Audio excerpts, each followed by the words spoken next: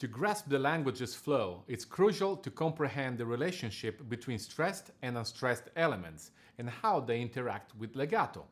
When attempting to depict the rhythmical relationship between a stressed and an unstressed vowel, we can consider the former as a robust element that sustains the word, akin to a pillar that supports the roof of a house. In contrast, the unstressed vowel is akin to a brick that completes the wall. Understanding this interplay between stressed and unstressed elements is essential in achieving a fluid and cohesive vocal performance. Let's look at this line. Io sono molto alto. All these dissyllables have the stress on the first syllable.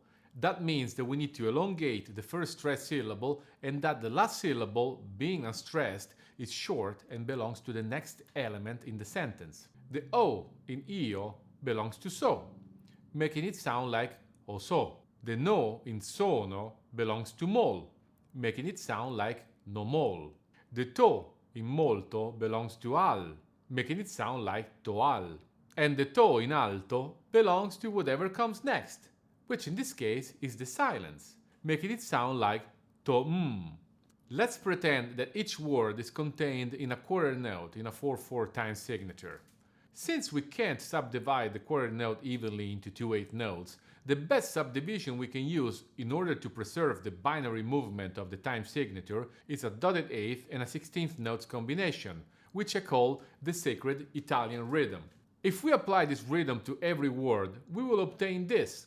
Io sono molto alto. By attaching the unstressed syllable to the next one, we will create the links that will keep the legato flowing, especially when we are dealing with recitativo secco.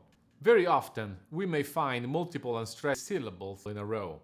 The way to deal with them is stacking them up in a row of 16th notes and making them all slide to the right, toward the next anchor point. Let's look at Leporello's line in Mozart's Don Giovanni. Vi posso dire tutto liberamente.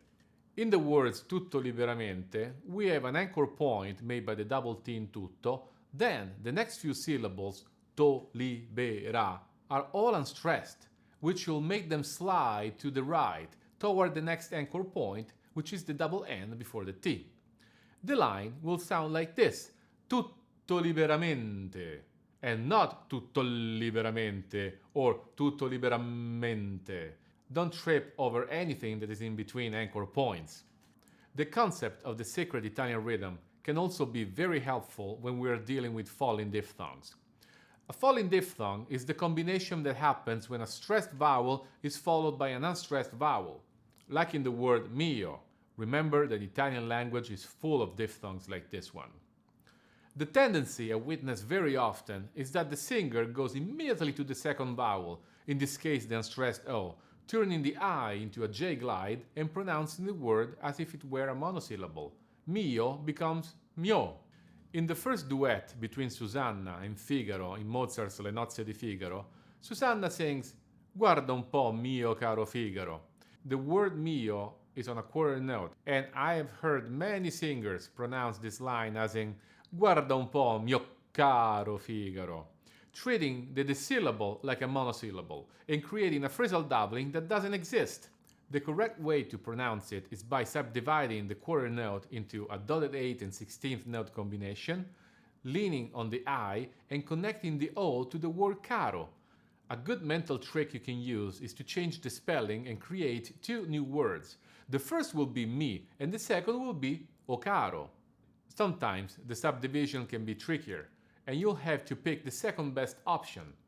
In Donizetti's Elisir d'amore, Belcore sings this line, Mia diletta villanella. The stressed syllable in mia is already on a dotted 8th note. If we subdivide the dotted 8th note into its smaller components, the 16th notes, we will obtain 3 16th notes, 2 of which will go to the I, and the last will go to the A.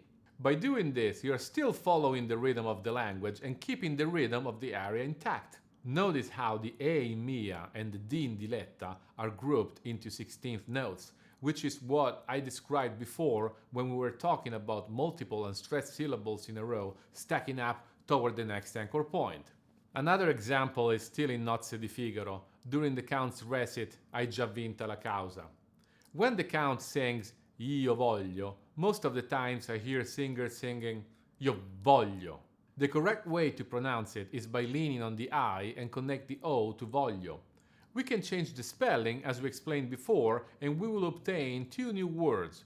One is I and the other is o voglio. Notice how the word io is written on an eighth note. That means that the sacred Italian rhythm is going to be a dotted 16th and a 32nd. No matter what the subdivision will be, the pulse of the rhythm will be the same. And please don't get a headache trying to make subdivisions in a very fast tempo. What I'm trying to say is that the sacred rhythm is just a concept. The important thing is to lean on the stressed vowel and maintain the correct flow of the language by connecting the unstressed element to the next word. It is important also not to force a subdivision where it doesn't belong. We have worked so far with binary time signatures. Let's explore ternary time signatures now. The next example is in a 6/8. Nemorino sings "A lei pian piano va a costarmi entrar fra loro," with the word lei on a dotted quarter note.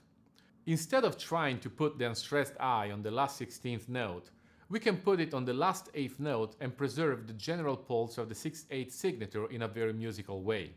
Another example of the use of this concept is when dealing with strong and weak monosyllables. Many times, we may find a combination of a strong monosyllable, which is stressed, preceding a weak monosyllable, which is unstressed. This creates a situation similar to the ones we discussed before. In Mozart's Don Giovanni, the main character asks his servant this question: "Amico, che ti par?" which is all written on 8th notes. Che is a strong, stressed monosyllable and causes phrasal doubling, and ti is a weak, unstressed one. That means that their length should not be the same. Chi has to be longer, and ti, being unstressed, belongs to the next element, which is par. The correct subdivision will be a dotted 8th note and a 16th note, and we can pronounce the line like this: che ti par. By applying the concept of the sacred Italian rhythm and pairing it with the concept of anchor points, you can develop a more authentic and effective approach to singing in Italian. It is important to keep in mind that these are merely concepts and tools to aid in pacing oneself through Italian sentences, both in spoken and sung Italian. They serve as the foundation of the language, which can be brought to life by utilizing nuance and expression through dynamics, colors, and pace. With practice and dedication, you can master the intricacies of Italian rhythm and deliver a truly compelling performance. Thank you, and arrivederci. Please don't forget to subscribe to receive updates about new videos.